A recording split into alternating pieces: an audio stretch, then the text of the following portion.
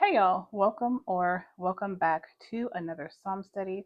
Today we are getting into Psalms 22 and it's titled From Suffering to Praise. So it says, my El, why have you forsaken me? Far from saving me, far from the words of my groaning. O my Elohim, I call by day, but you do not answer, and by night, but I find no rest. So this part and the rest of Psalm 22 is like a parallel with the crucifixion of Yahusha. And so this part, we know this, my El, why have you forsaken me? And this goes with Matthew 27:46. And about the ninth hour, Yahusha cried out with a loud voice, saying, El, El, lama sabachthani. That is, my El, why have you forsaken me? And I also made another note that this was spoken in Aramaic, not Hebrew. So even this part as well, it may have been Aramaic. We don't know because we know that the translations are Hebrew and Aramaic for the Old Testament. So I'm not sure if this particular verse was originally written in Aramaic or if it was just written in Hebrew. Yet you are set apart, enthroned on the praises of Yasharal. Our fathers trusted in you. They trusted and you delivered them. They cried to you and were delivered. They trusted in you and were not ashamed. But I am a worm and no man, a reproach of men and despised by the people. All those who see me mock me, which is a correlation of Matthew 27:31, which says, And when they had mocked him, they took the robe off him, then put his own garments on him and led him away to be impaled. They shoot out the lip, they shake the head, saying, He trusted in Yahuwah, let him rescue him. Right? So this is Matthew 27:39. And those passing by were blaspheming him, shaking their heads and saying, You who destroy the dwelling place and build it in 3 days, save yourself. If you are the son of Elohim, come down from the stake. Right? And then it says, He trusted in Elohim, let him rescue him now if he desires him. And that's what this part goes to. Like, this is like literally what happened during the crucifixion of Yahusha. The same thing. For you are the one who took me out of the womb, causing me to trust while on my mother's breast. I was cast upon you from birth. From my mother's belly, you have been my El. So this part right here reminds me of Job. Like, you caused me to be born. Like, I need you to save me. Like, you brought me here. You formed me in the womb. You were with me when I was nursing on my mother. Like, you took me out of the womb. Like, I need you to help me, not my mother, not my father, you, because you are the one who created me, Most High. So that is what David is saying here. Do not be far from me, for distress is near, for there is none to help. There is no one on this earth who can help you more than the Most High. Man has his limits. There's only so much that man can do to help other people, right? So as a human being created by the Most High, we could try to help people as much as possible, but the ultimate help comes from the Most High. And that is who we have to trust in. Many bulls have surrounded me. Strong ones of Bashan have encircled me. And it's repeated here, for dogs have surrounded me. A crowd of evil ones have encircled me. So it's emphasis like, hey, there's a lot of people coming for me, a lot of people. I need you to help me. I am being surrounded by the enemy. And what is the enemy doing? They have opened their mouths against me. As a raging and roaring lion, I have been poured out like water, and all my bones have been spread apart. My heart has become like wax. It has melted in the midst of my inward parts.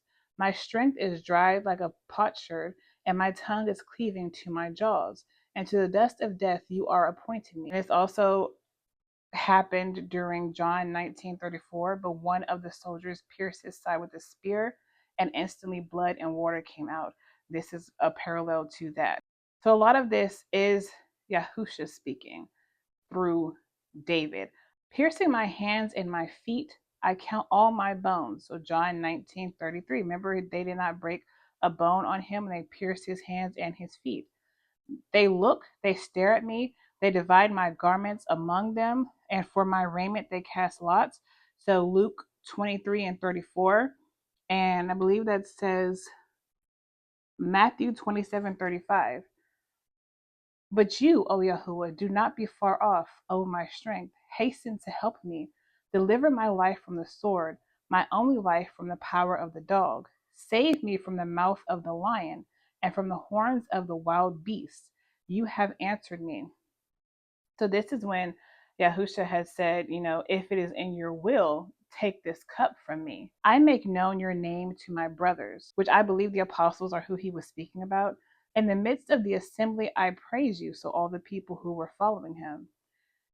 You who fear Yahuwah, praise him. All you seed of Yaakov, esteem him and fear him, all you seed of Yasharal.